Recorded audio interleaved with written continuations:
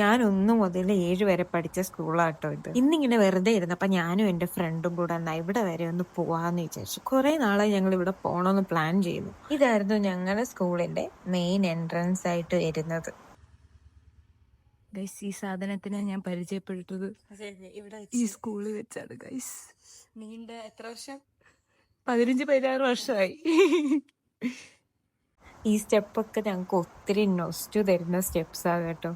ഈ സ്റ്റെപ്പ് വഴിയൊക്കെ ഞങ്ങൾ കുറേ ടീച്ചർമാരുടെ കണ്ണ് വെട്ടിച്ചൊക്കെ ഇറങ്ങിപ്പോയിട്ടുണ്ട്. താഴെ ഒരു കടയൊക്കെ ഉണ്ടായിരുന്നു ഗൈസ്. ഞങ്ങൾ ഇടയ്ക്ക് അവിടെ പോയി ഓക്കെ ബിരിയാണി മേടിക്കുക, അങ്ങനെ കുറേ കാര്യങ്ങൾ ചെയ്തിട്ടുള്ള കടയാണ്. പിന്നെ ഇതാണ് ഞങ്ങളുടെ കഞ്ഞിപ്പര. ഞങ്ങളുടെ രാധയമ്മയായിരുന്നു ഇവിടുത്തെ മെയിൻ ആള്. ഞങ്ങൾ രാധയമ്മയെ ഇടയ്ക്ക് ഹെൽപ്പ് ചെയ്യാൻ വേണ്ടിയിട്ടൊക്കെ ഇവിടെ വരുമായിരുന്നു ഗൈസ്. ഈ വരാന്തയിൽ കൂടെ നടന്നപ്പോൾ കുറേ ഓർമ്മകളും സങ്കടങ്ങളും സന്തോഷങ്ങളും ഒക്കെ ആട്ടോ മനസ്സിലോട്ട് വന്നത്. ഇവിടെ വന്ന് ഫുഡൊക്കെ കഴിച്ചിട്ട് വന്ന് കൈ കഴുകുന്നതും പാത്രം കഴുകുന്നതും ഒക്കെ ഞങ്ങൾ ഓർമ്മയിലുണ്ട്. ഇത് ഞങ്ങളുടെ 1-ാം ക്ലാസ്സിൻ്റെ വരാന്തയാണ് ഗൈസ്. ഞാൻ ആദ്യമായിട്ട് ഇവളെ കണ്ടുമുട്ടുന്നത് ഈ ക്ലാസ് വെച്ചിട്ടാണ്. 1-ാം ക്ലാസ് മുതലുള്ള ബന്ധമാണ് ഗൈസ് ഞങ്ങൾ തമ്മിൽ.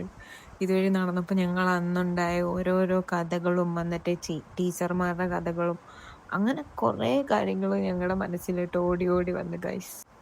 മുഖത്ത് ചിരിയും കളിയും തമാശയും ഒക്കെ ഉണ്ടെങ്കിൽ ഞങ്ങൾക്ക് ചെറിയൊരു സങ്കടത്തോടാണ് ഗൈസ് ഞങ്ങൾ ഇതുവഴിയൊക്കെ നടന്നത്. പണ്ട് ഒരു ടെൻഷനും ഇല്ലാതെ ഇതുവഴിയൊക്കെ ഓടി കളിച്ച് നടന്നതാണ് ഞങ്ങൾ. ഗൈസ്, ഇതുവഴിയൊക്കെ ഞങ്ങൾ ചാടി നടന്നതാണ് ഗൈസ്.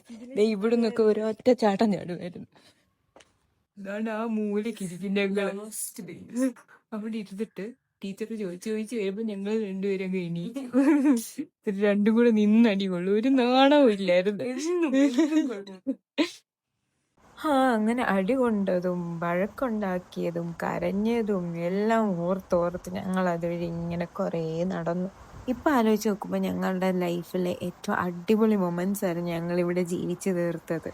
ഇത് കണ്ടപ്പോൾ നിങ്ങൾക്കും ആരെയൊക്കെയോ ഓർമ്മ വന്നില്ലേ? അവർക്ക് ഇതൊക്കെ അങ്ങോട്ട് അയച്ചു കൊടുക്ക്.